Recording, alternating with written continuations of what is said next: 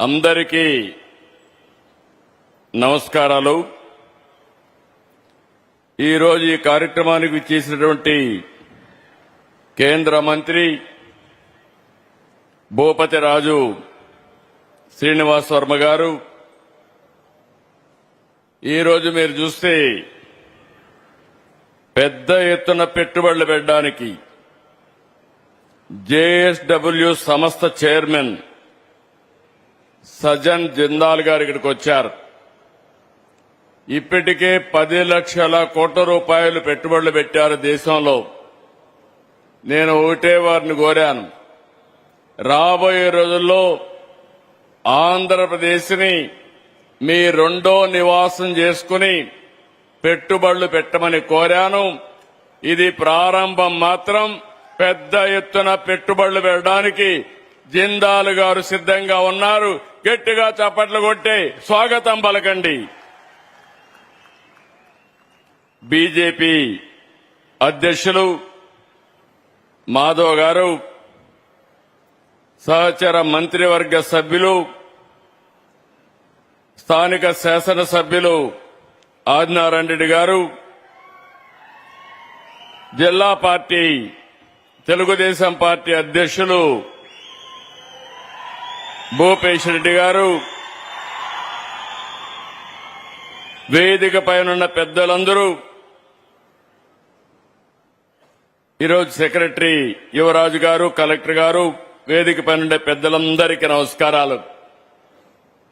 ఈరోజు మీ ఉత్సాహం చూస్తున్నాను, మీ పట్టుదల కూడా చూశాను. ఇప్పుడు 1:30 అయింది, అంటే 1:30 టైం. ఒక్కరు కూడా కదలకుండా కూర్చున్నారంటే ఇంకా రాబోయే రోజుల్లో రాయలసీమకు అన్ని మంచి రోజులు తప్ప వేరే కాదని మరొకసారి విజ్ఞప్తి చేస్తున్నాను. రాయలసీమ చరిత్రలో ఒక మైలురాయి. దశాబ్దాలుగా ఎదురు చూస్తున్న అందరి కల నిజమైన రోజు.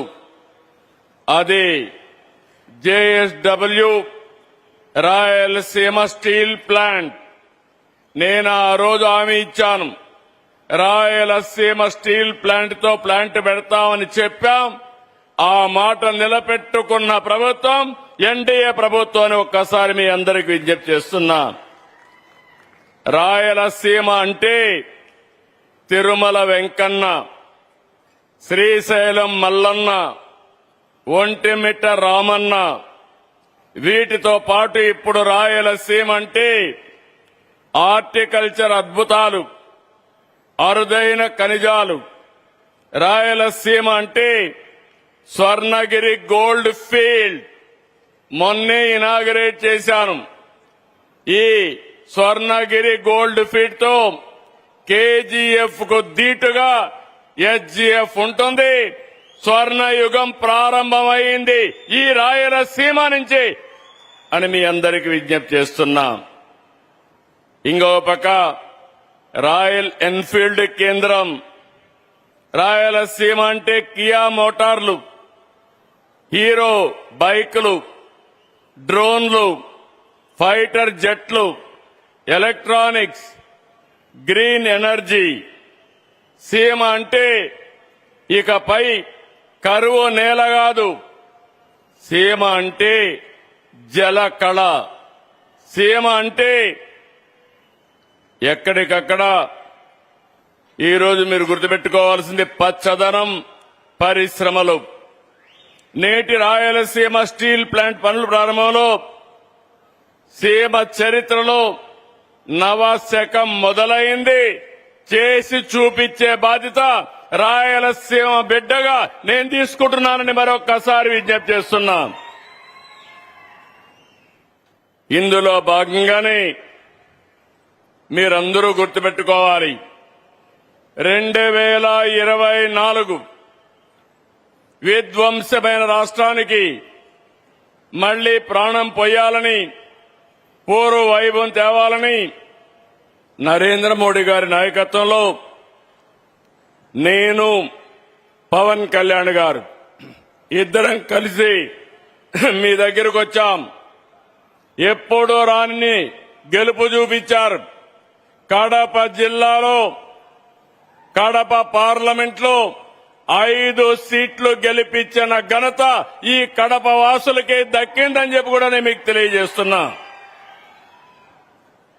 ఇందులో భాగమే ఈరోజు పరిశ్రమలు, పెట్టుబడులు, ఉద్యోగాలు, ఉపాధి అవకాశాలు, ఎన్ని అవాంతరాలున్నా, ఎన్ని అడ్డంకులున్నా, ఎన్ని అవమానాలు దాటుకుని ఈరోజు రాయలసీమ స్టీల్ ప్లాంట్ పనులు ప్రారంభించుకున్నాం. సీమ ప్రజలకి మనస్ఫూర్తిగా శుభాకాంక్షలు. నేను ఒకటే మీకు విజ్ఞప్తి చేస్తున్నా, నాకు ఎలాంటి స్వార్థం లేదు. రాయలసీమ రాళ్లసీమ కానీయను, రతనాల సీమ చేస్తానని చెప్పి చేసి చూపిస్తున్నాం. చేసి నా నిజాయితీ నిరూపించుకుంటానని మరొక్కసారి మీ అందరికి విజ్ఞప్తి చేస్తున్నాం.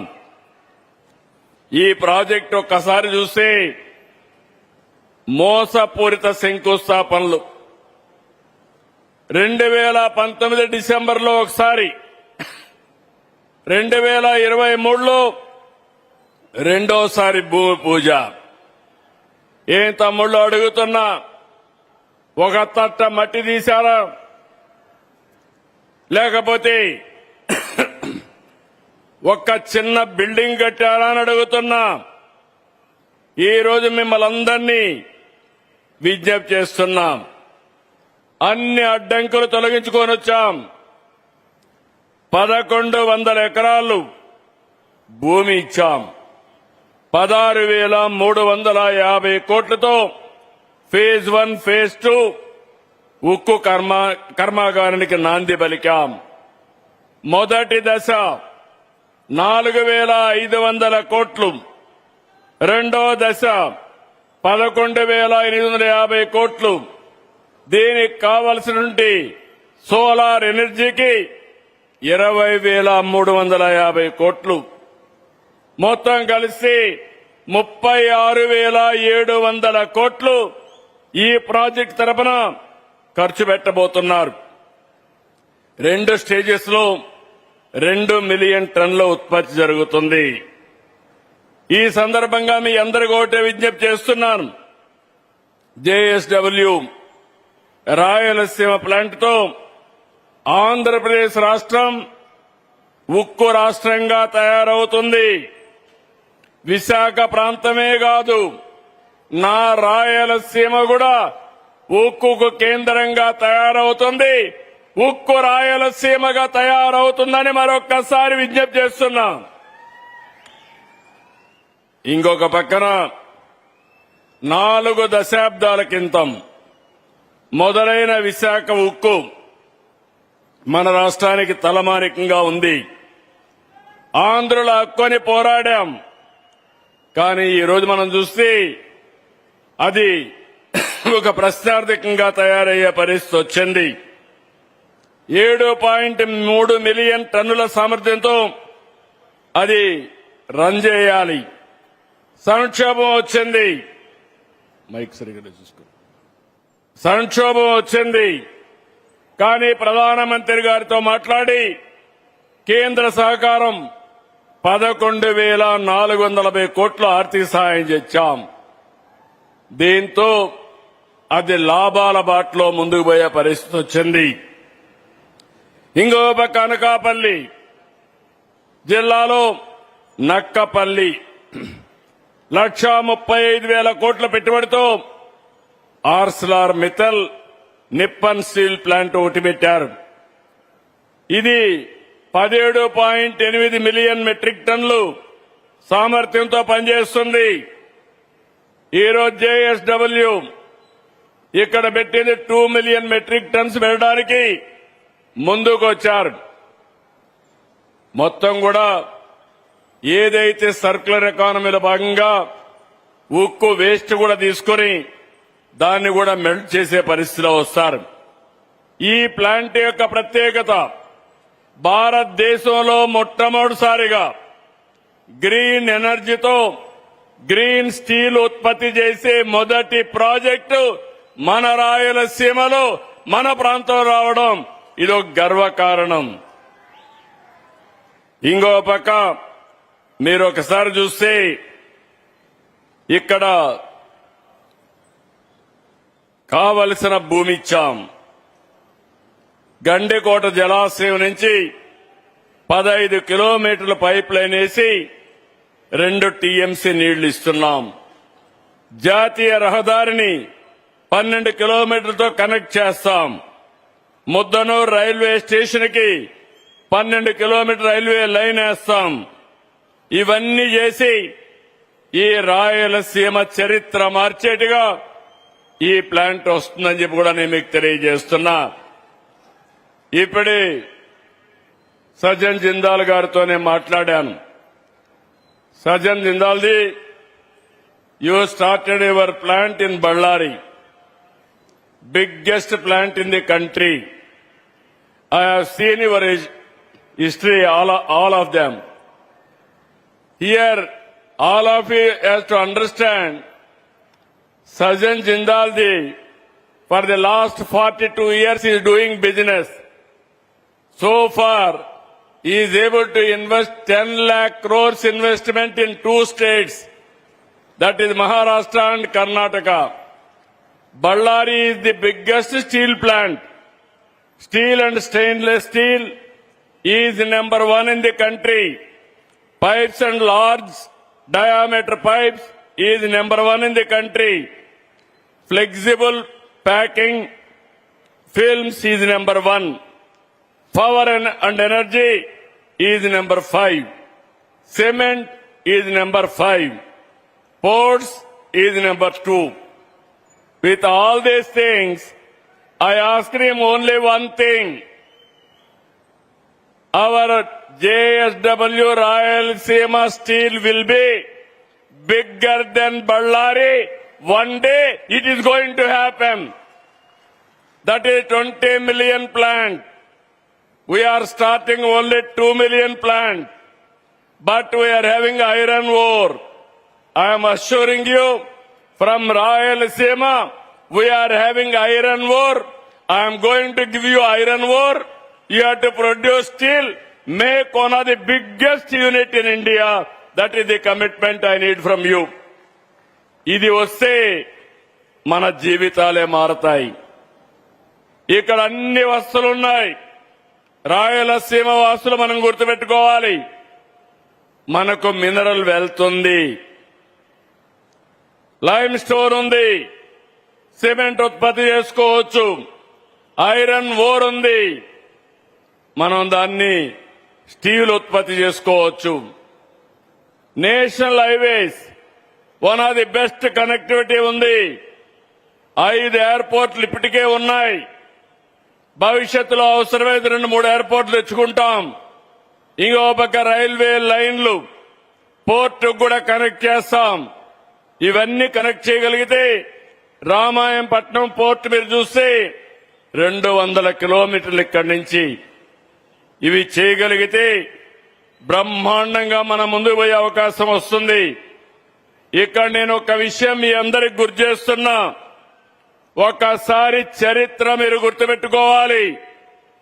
ఎవరి వల్ల రాయలసీమకు మంచి జరిగింది, ఎవరి వల్ల రాయలసీమకు నష్టం జరిగింది, ఒక్కసారి చరిత్ర నెమరు వేసుకోవాల్సిన అవసరం ఉంది.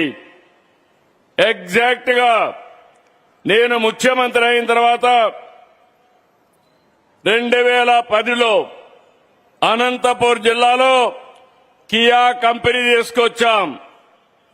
ఆ కంపెనీ 19 లక్షల కార్లు ఉత్పత్తి చేసింది. 3 లక్షల కార్లు ఎగుమతి చేశారు. 90 దేశాలకు చేశారు. అనంతపూర్ జిల్లా దశ దిశ మారింది. అదే సమయంలో ఇక్కడికి వస్తే 2007 గుర్తుపెట్టుకోండి. ఇదే జమ్మల మడుగులో 14,000 ఎకరాలు ఇచ్చారు. బ్రహ్మణి స్టీల్ అన్నారు, భ్రమ కల్పించారు, ఎయిర్పోర్ట్ కడతామన్నారు. ఇప్పుడు 2026కు వచ్చాం. కట్టారా తమ్ముళ్ళు అని మిమ్మల్ని అడుగుతున్నా, జరిగిందా అని మిమ్మల్ని అడుగుతున్నా. కానీ ఓబులాపురం గనుల పేరు చెప్పి అక్కడ దోపిడీ చేసి ఆ ఐరన్ ఓరు విదేశాలకు ఎగుమతి చేశారు. మొత్తం స్మగ్లింగ్ చేసే పరిస్థితికి వచ్చారు. దేశంలో ఉండే ఖనిజ సంపద విదేశాలకు వెళ్ళింది. వీళ్ళు ఖజానా నింపుకున్నారు. తప్పు చేసిన వాళ్ళు జైలుకు కూడా పోయే పరిస్థితికి వచ్చారు. కానీ ఈ రోజు నేను ఆలోచించేది, రాయలసీమలో ఉండే ఖనిజ సంపద రాయలసీమలోనే సంపద సృష్టించడానికి వినియోగిస్తానని మరొక్కసారి మీ అందరికీ హామీ ఇస్తున్నా. ఇక్కడ ఐరన్ ఓరు, ఇక్కడనే స్టీల్ తయారు చేస్తాం. మా తమ్ముళ్లకు ఉద్యోగాలు ఇప్పించే బాధ్యత నాది. ఇంకో పక్క ఇక్కడుండే సిమెంటు, ఇక్కడనే ఉద్యోగాలు ఇస్తాం. ఈరోజు మీరు ఒక్కసారి చూస్తే నేను గర్వపడుతున్నాను. రాష్ట్రంలో 11,50,000 కోట్ల రూపాయలు పెట్టుబడులు వచ్చాయి. దానివల్ల ఒక 8-9 లక్షల మందికి ఉద్యోగాలు వస్తే ఈ రాయలసీమలో 4,58,288 కోట్ల రూపాయల పెట్టుబడులు వచ్చాయి. దీనివల్ల 3,50,000 మందికి ఉద్యోగాలు వస్తాయి. తమ్ముళ్ళు వేరే ఊరికి పోయే పని లేదు. రాయలసీమ ప్రాంతంలో ఉండేవారు ఇక్కడే ఉద్యోగాలు ఇప్పించే బాధ్యత ఈ ప్రభుత్వం తీసుకుంటామని చెప్పి నేను మీకు తెలియజేస్తున్నా. మీరు ఒక్క విషయం గుర్తుపెట్టుకోవాలి. రాయలసీమ గడ్డపై నుంచి అడుగుతున్నా. 5 ఏళ్లు ముఖ్యమంత్రిగా ఉన్నారు. ఏమైనా చేశారా కడప జిల్లాకని మిమ్మల్ని అడుగుతున్నా. ఇక్కడుండే వాళ్ళందరినీ చేశారా తమ్ముళ్ళని అడుగుతున్నా. 2 సంవత్సరాలు జేఎస్డబ్ల్యూని మెప్పించాం. చిరకాల వాంఛ రాయలసీమ స్టీల్ ప్లాంట్ అన్ని క్లియరెన్స్లు ఇచ్చాం. ఈ రోజే పని ప్రారంభించాం. ఈ రోజు హామీ ఇస్తున్నా, 24 నెలల్లో పని ప్రారంభించి రాబోయే 24 నెలల్లో పని పూర్తి చేసే బాధ్యత మాది. ఎగ్జాక్ట్ గా 2 ఏళ్లు. ఈ రోజు డేట్ రాసి పెట్టుకోండి. ఈరోజు డేట్ జూలై 3వ తారీఖు. అవునా కాదా తమ్ముళ్ళు అని అడుగుతున్నా. 2028 జూలై 3వ తారీఖు మళ్లీ వస్తా, దీన్ని ప్రారంభం చేస్తామని మీకు అందరికీ హామీ ఇస్తున్నా. 24 నెలలు ఐడెంటిఫికేషన్ తేవడం, 24 నెలల్లో పనులు పూర్తి చేసి జాతికి అంకితం చేసే బాధ్యత నేను, అదే మరిగా సజ్జన్ జిందాల్ గారు తీసుకుంటామని చెప్పి మీ అందరికీ హామీ ఇస్తున్నా. అది ఈ ప్రభుత్వం యొక్క పనితనం. ఇంకొక విషయం గుర్తుపెట్టుకోవాలి. ఈరోజు ఈ రాయలసీమలో ఒక్క ఇరిగేషన్ ప్రాజెక్టు పూర్తి చేయలేకపోయారు. కనీసం పులివెందుల్లో 1 ఎకరాకు నీళ్లు ఇవ్వలేకపోయారు. ఈ రోజు మీరు గుర్తుపెట్టుకోవాల్సింది, ఇప్పుడే మన మిత్రుడు ఆదినారాయణ రెడ్డి గారు కోరారు, గండికోట ఆరండార్.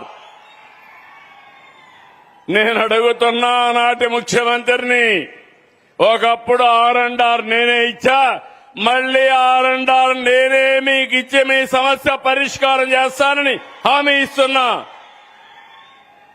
ఇంకొక పక్క రాజోలి 3 టీఎంసీ నీళ్లు నిర్మాణం కావాలని కోరారు. తప్పకుండా చేస్తామని మీ అందరికీ హామీ ఇస్తున్నా. ఇంకో పక్క ఎస్ఆర్బీసీ కంటిన్యూషన్ కూడా చేస్తాం. ఆర్టీపీపీ పక్కనే ఉంది. అది ప్రారంభించింది ఎన్టీ రామారావు గారి పీరియడ్ లో ప్రారంభించాం. ఇంకా కొంతమందికి ఉద్యోగాలు రావాలి. అక్కడ గాని ఇక్కడ గాని ఉద్యోగాలు ఇప్పించే బాధ్యత నేను తీసుకుంటానని మీ అందరికీ హామీ ఇస్తున్నా.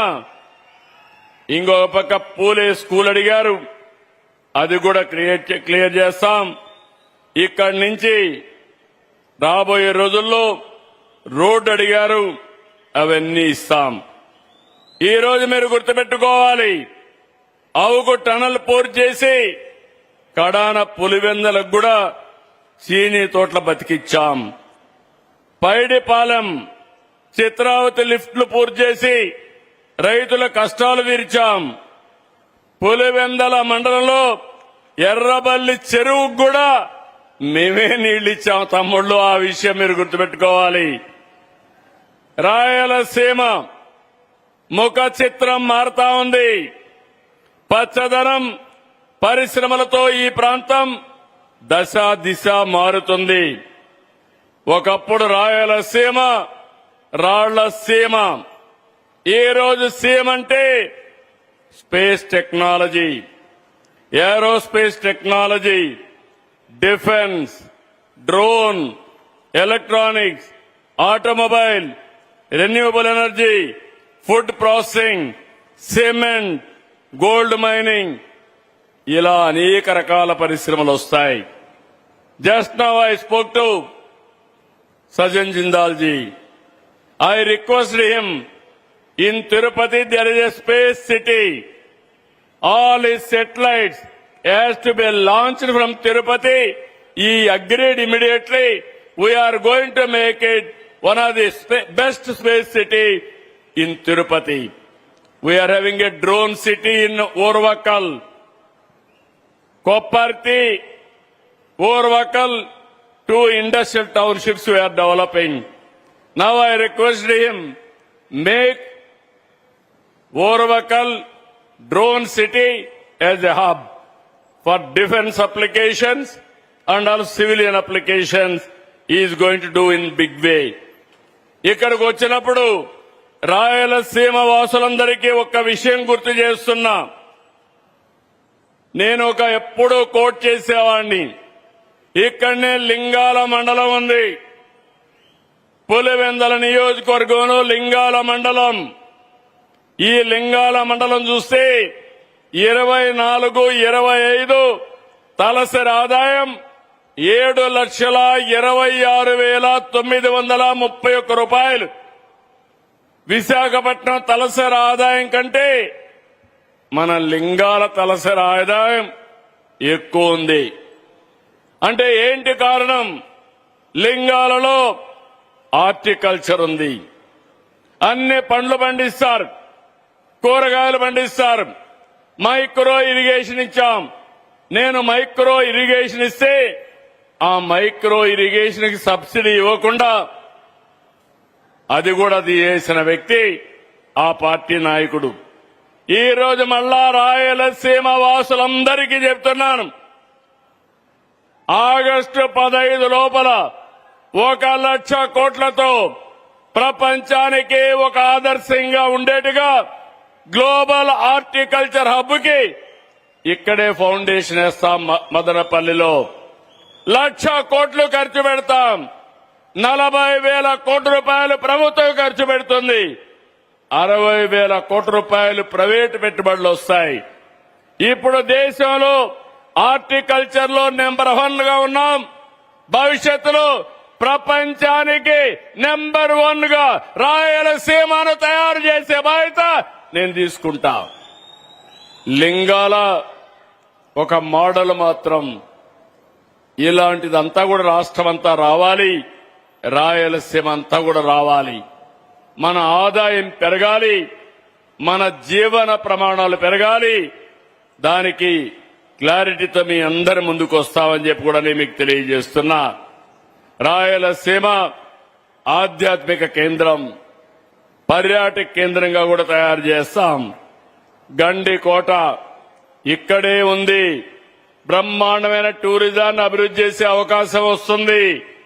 అమెరికాలో గ్రాండ్ కెనాన్ ఉంటే దాన్ని మరిపించే విధంగా భారతదేశంలో సుందరమైన గ్రాండ్ కెనాన్ మన గండికోట అని చెప్పి కూడా నేను మీకు తెలియజేస్తున్నా. ఇవన్నీ ఉపయోగించుకొని రాబోయే రోజుల్లో ఈ బీడు భూములు రేపు సిరులు బండిస్తాయి. హార్టికల్చర్ పంటలతో భూములకు రెక్కలొచ్చే పరిస్థితి వస్తుంది.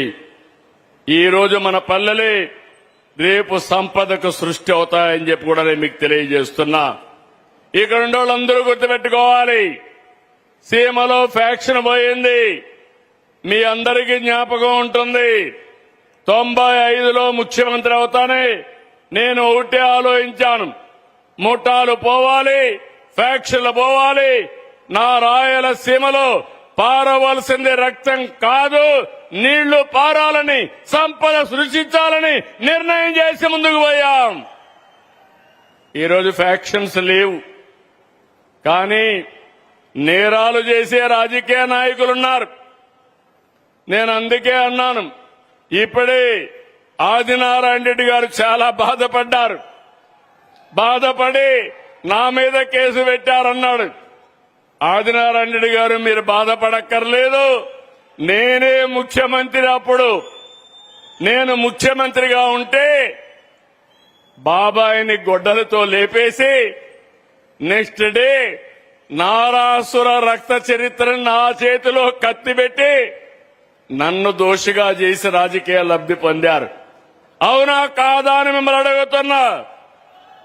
మీకు గుర్తుందా అని మిమ్మల్ని అడుగుతున్నా. అలాంటి వ్యక్తి రాష్ట్రానికి ఏం చేస్తారని అడుగుతున్నా. విధ్వంసమే అజెండాగా ముందుకు పోయారు. ఇప్పటి వరకు విధ్వంసాన్ని చేశారు. నేను అందుకే మిమ్మల్ని అందరినీ ఒకటే కోరుతున్నాను, ఒక మనిషికి ఒక క్రెడిబిలిటీ, విశ్వసనీయత ఉంటుంది. ఎన్నికల ముందు 14లో రాష్ట్రం విడిపోయింది. ఆ రోజు అందరం కూడా బాధపడ్డాం. మళ్లీ రాష్ట్రాన్ని అభివృద్ధి చేయాలంటే నేను అసెంబ్లీలో పెడితే అమరావతి రాజధానిగా ఒప్పుకున్నారు. ఒప్పుకున్న వ్యక్తి సీఎం అవుతానే 3 రాజధానులు అన్నారు, నాటకాలాడారు. అది అవుతానే ఈరోజు అధికారం పోయింది. పోయిన తర్వాత గమ్మునుంటారంటే కేంద్రం చట్టం చేసిన తర్వాత మేవిగన్ అన్నారు, నిన్న విజయవాడ అన్నారు. రేపేమంటారో నాకు తెలియదు.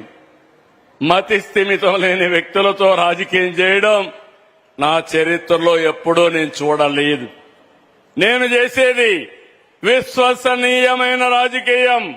ఒక మాట చెప్తే మాట మీద నిలబడమే కాకుండా దాన్ని చేసి చూపించాం కాబట్టి ఈ రోజు పెట్టుబడులు వస్తున్నాయి.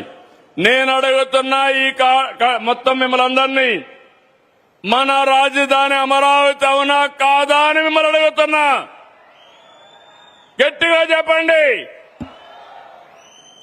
ఈ కడప గడ్డ మీద మనం అందరం చెప్పాల్సింది, మన రాజధాని అంటే సగౌరవంగా అమరావతిని గట్టిగా చెప్పండి.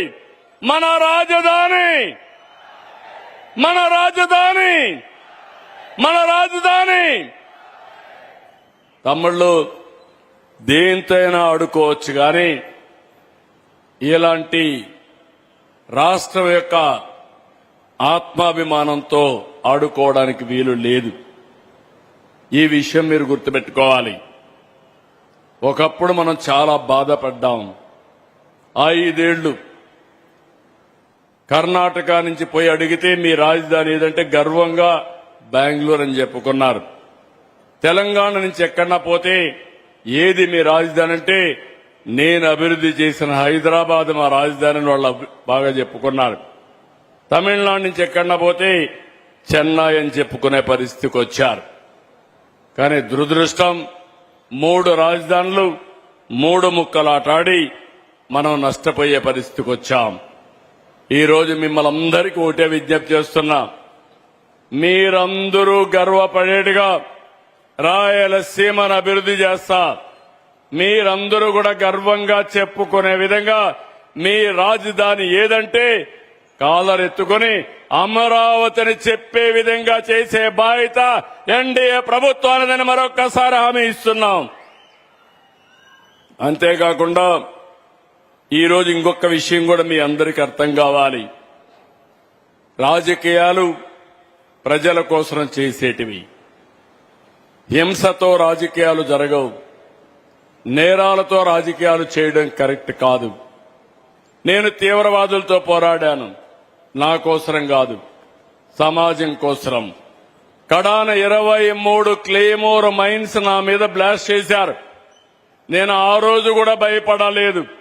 ఒకవేళ సాక్షాత్తు వెంకటేశ్వర స్వామి దిగి వచ్చి నాకు ప్రాణభిక్ష పెట్టాడు తప్ప ఇంకోటి కాదు. ఆ విషయం మీరు గుర్తుపెట్టుకోవాలి. అలాంటి సందర్భాలు చాలా చూశాం. నేను ఒక ధ్యేయంతో పనిచేస్తున్నాను. నిన్న కూడా మీరు చూశారు. పోలీసులు నిర్వీర్యం చేసే పని చేస్తున్నారు. అక్కడ జరిగిన సంఘటన విజయవాడలో మీరు చూస్తే చాలా బాధేస్తుంది. పోలీసులు ఎప్పుడు లా అండ్ ఆర్డర్ మెయింటైన్ చేస్తారు. మన ఆస్తులు కాపాడతారు, మన ప్రాణాలు కాపాడతారు. ఇంకో పక్కన ఎన్నో టెన్షన్లుంటాయి. తీవ్రవాదులు సంఘ విద్రోహ శక్తులపైన పోరాడతారు. అలాంటి చేసినప్పుడు ఇటీవల కాలంలో ఎక్కడ చూసినా గంజాయి బ్యాచ్ వచ్చింది, బ్లేడ్ బ్యాచ్లు వచ్చాయి. గంజాయి బ్యాచ్కి తల్లికి, భార్యకు, కూతురికి కూడా తేడా తెలియదు. అలాంటి వాళ్ళని డీల్ చేయడం చాలా కష్టం. అలాంటి ఒక సంఘటన జరిగితే నేను ఎప్పుడు కూడా ప్రజాస్వామ్యయుతంగా చేయాలంటాను. అదే సమయంలో చట్టపరంగా ఎవరైనా సరే కఠినంగా ఉండాలని చెప్పేది నా కోరిక. 40 ఏళ్లుగా మీరు చూశారు. సిబిఎన్ ఎప్పుడు ముఖ్యమంత్రి అయినా ఆ రాష్ట్రంలో లా అండ్ ఆర్డర్ పర్ఫెక్ట్ గా ఉంటుంది. ఎవరైనా మా ఆడబిడ్డల జోలుకొస్తే అదే చివరి రోజు అనేది నా ఆదేశాన్ని మరొకసారి విజ్ఞప్తి చేస్తున్నాను. ఇప్పటికే మీరు చూశారు, నేను ఎక్కడికక్కడ గంజాయిని పూర్తిగా నిషేధించాం. ఎక్కడా పంటే లేకుండా కాపాడాం. ఈరోజు ఈగల్ బ్రాండ్తో పోలీసు వ్యవస్థని ప్రక్షాళన చేశాం. ఎవరైనా గంజాయి సేవించినా వదిలిపెట్టడం లేదు. కేంద్రం పూర్తిగా సహకరిస్తున్నారు. కేంద్రం కూడా ముందుకొచ్చారు. నక్సలైట్స్ ని పూర్తిగా తుదముట్టించిన ఘనత కేంద్రానికి దక్కింది. అమిత్ షా అదే మరి ప్రధానమంత్రి నరేంద్ర మోడీ గారు చేశారు. ఇప్పుడు వాళ్ళు కూడా ఆలోచించి దేశంలో డ్రగ్స్ ఉండడానికి వీలు లేదు, గంజాయి ఉండడానికి వీలు లేదు, దీనిపైన పోరాటం చేయాలని ఒక లక్ష్యంగా ముందుకు పోయారు. ఈ రోజు ఇక్కడ ఉండే ఒక రాజకీయ పార్టీ నాయకుడు, మన ఈ జిల్లాలో ఉండే వ్యక్తి గంజాయి బ్యాచ్ ని వెనకానేసుకుని వచ్చే పరిస్థితి వస్తే బాధేస్తుంది. రౌడీజానికి నాంది పలికితే బాధేస్తుంది. పోలీసుల పైన దాడి చేస్తే బాధేస్తుంది. నేను ఒకటే చెప్తున్నా, లా అండ్ ఆర్డర్ ఉంటేనే పెట్టుబడులు వస్తాయి. ఎంత డబ్బులున్నా లాభం లేదు. మనందరికీ భద్రత ఉండాలి. మా ఆడబిడ్డ రోడ్డు మీదకి పోతే తిరిగి రాలేని పరిస్థితి వస్తే నేను ఎన్ని లక్షల తలసరి ఆదాయం సంపాదించినా అది నిరర్ధకం. ఈ విషయం మీరు గుర్తుపెట్టుకోవాల్సిన అవసరం ఉంది. స్వేచ్ఛగా తిరిగి రావాలి, స్వేచ్ఛగా తిరగాలి. ఈ రౌడీజం పోవాలి, రౌడీ రాజకీయాలు పోవాలి. ఆ ధ్యేయంతో నేను పనిచేస్తున్నా. అందుకే ఒకే ఆలోచన నాది. ఆ విషయం మీరు గుర్తుపెట్టుకోవాల్సి కోరుకుంటూ ఇక్కడికి వచ్చినప్పుడు మీరు చూస్తే ఇక్కడ స్టీల్ ప్లాంట్ వచ్చింది. రాయలసీమ వాసులందరినీ కోరుతున్నా, 1 family 1 entrepreneur is my goal. అంటే ప్రతి ఒక్క ఇంట్లో ఒక పారిశ్రామికవేత్త రావాలి. ఇప్పుడు ఇక్కడ స్టీల్ ప్లాంట్ వచ్చింది. స్టీల్ ప్లాంట్ కు అనుబంధంగా మీరు చిన్న చిన్న పరిశ్రమలు పెట్టుకుంటే మీకు ట్రైనింగ్ ఇప్పిస్తాం. ఇక్కడే 1415 ఎకరాలు అంటే 1400 ఎకరాలు యాంక్సిలరీ యూనిట్స్ కేటాయిస్తున్నాం. ఇంకా ఈ ప్రాంతంలో వస్తాయి. ఈ కడప ప్రాంతంలో ఎవరెవరికి ఉత్సాహం ఉంటే వాళ్ళు ముందుకు రావాలి. రైతులు ఎంఎస్ఎంఈలు పెట్టుకోవాలి, ఫుడ్ ప్రాసెస్ యూనిట్స్ పెట్టుకోవాలి. ఎఫ్పిఓలుగా తయారు కావాలి. దానికి కావలసిన రుణాలు ఇచ్చి వన్ ఫ్యామిలీ వన్ ఆంటర్ప్రెన్యూర్ కింద ముందుకు తీసుకుపోతాం. ఇది కష్టమైన పని కాదు. ఇటీవల నేను చూశాను, మా డాక్రా సంఘాలు 1,45,000 మంది ఎంఎస్సీలు పెట్టుకుని మైక్రో ఆంటర్ప్రైజ్ చేసి దేశానికి ఆదర్శంగా నిలబడ్డారు. ఈ సంవత్సరం 5 లక్షలు చేస్తున్నాం. కడప జిల్లా మీరు ఒకసారి చూస్తే 20.5 గిగావాట్ సోలార్ వస్తా ఉంది, విండ్ వస్తా ఉంది, పంపుడ్ స్టోరేజ్ ఉంది. ఇక్కడనే మీరు చూస్తే సోలార్ వచ్చింది, పక్కనే విండ్ మిల్స్ ఉన్నాయి, పక్కనే మన గండికోటలోనే పంపుడ్ స్టోరేజ్ వస్తా ఉంది. ఈ విషయాన్ని మీరు గుర్తుపెట్టుకోవాల్సిన అవసరం ఉంది. ఈ 3 కలిపి అవసరమైతే బ్యాటరీ కూడా పెట్టుకుంటే కడప జిల్లా గ్రీన్ ఎనర్జీకి హబ్గా తయారవుతుంది. ఏ వస్తువు కూడా గ్రీన్ ఎనర్జీతో తయారు చేసి ప్రపంచానికి ఆదర్శం అవుతుంది. ఈ ప్రభుత్వం ఎప్పుడు కూడా ముందు చూపుతో పనిచేస్తాం. ఈరోజు గండికోట మీరు చూస్తే మైలవరం గండికోట 30 టీఎంసీ నీళ్లు పెట్టుకునే అవకాశం ఉంది. జిల్లాలో 80 టీఎంసీ నీళ్లుండే రిజర్వాయర్లున్నాయి. ఇంకా వర్షాలు పడలేదు. అయినా కూడా ఈ కడప జిల్లాలో ఉండే రిజర్వాయర్లో 48 టీఎంసీ నీళ్లు స్టోరేజ్ ఉంది. ఇది ముందు చూపు. పోయిన సంవత్సరం అన్ని రిజర్వాయర్లు ఫుల్ గా పెట్టాం. కొంతవరకు 2 పంటలు వాడాం. ఇప్పుడు ఇంకా కూడా 45 టీఎంసీ నీళ్లుండే పరిస్థితి వస్తా ఉంది. అందుకే వ్యవసాయం కూడా గిట్టుబాటు ధర ఉండే వ్యవసాయం, హార్టికల్చర్, అక్వాకల్చర్ ఇవన్నీ పెడతాం. ఇంకో పక్క ఇండస్ట్రీని, సర్వీస్ సెక్టర్ని ముందుకు తీసుకెళ్తాం. ఇప్పుడే మేము వెళ్ళినప్పుడు కన్యకా పరమేశ్వర టెంపుల్కి వెళ్ళాం. ఆ టెంపుల్ చూశాను. ఆ ప్రాంతమే ఒక ప్రశాంతంగా ఉంది. అది చూసిన తర్వాత నాకు అనిపించింది, I requested Jindalji, why can't to develop this temple? Immediately he promised me he is going to make it one of the best temple with his funds. నా ఆలోచన ఎప్పుడు కూడా ఎక్కడైనా ఒక చిన్న పని ఉంటే ఏ విధంగా భాగస్వాములు చేయాలనో చేసే విధంగా ముందుకు పోతున్నాం. ఈ రోజు చూస్తే 3 ప్రాజెక్టులకి I'm very happy. JSW Rayalaseema Steel Plant started today. It is 24 months. Another 24 months we are going to complete. And also we have laid the foundation stone for JSW solar plant. It is another 20,000 crores they are going to spend. And finally, in Vizianagaram, JSW Industrial Park, they are going to start. In Vizianagaram, if you see Araku Valley, before going to Araku Valley, there are nearly 300 acres of land additionally. They are going to develop one of the best tourism hub. I am very happy that is also going to come. He is going to invest. I asked him, next 4 or 5 years, I will bring projects for you. What are all possible, all these things we will do it. And also, you have to invest in Andhra Pradesh. For your investment, returns will be safe. That is our commitment. I am very happy. He is going to invest in new technologies, new areas, either drone or space technology, and also further investments in industrialization. So ఇవన్నీ చేస్తున్నాయి.